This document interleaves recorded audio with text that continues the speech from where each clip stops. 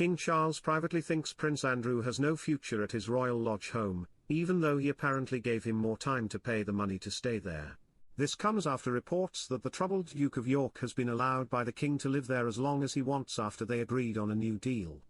The brothers have been in conflict over Charles's requests that Andrew and his former wife, Sarah, leave the 30-room royal property, which has issues with dampness and needs several £1 million worth of repairs, and move into a smaller place, like Harry and Meghan's old home, Frogmore Cottage.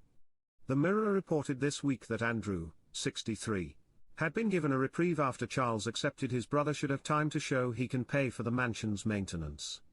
Buckingham Palace has not commented on the issue. However, multiple reliable sources in royal circles have told the Mail that the prince is being unrealistic about his financial situation after being forced to step back from public duties over the Jeffrey Epstein scandal and having his annual income, believed to be around £250, cut by the king. One family friend said, "It's all a bit fantasy land, I'm afraid. No one, not least His Majesty, thinks there is any realistic, long-term possibility of the Duke of York being able to keep the roof at Royal Lodge over his head. It's a huge property, and estate that needs a lot of upkeep." Another added, "In all honesty, I would not expect to see the Duke of York living at Royal Lodge in the long term. If he could pay the upkeep, then he would be welcome to stay. But the chances of that happening are, frankly, slim. He and the Duchess are living in a huge property they simply can't afford.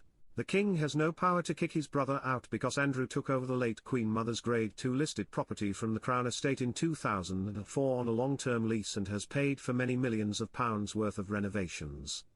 If King Charles did convince him to move, then the Crown Estate could even end up owing Andrew money. But the king is aware not only of how it looks for an unemployed ex-royal to live in such luxurious surroundings, but also of the profitable income Royal Lodge could bring in as a rental property on the open market. "The Duke is clearly not going without a fight," one insider said.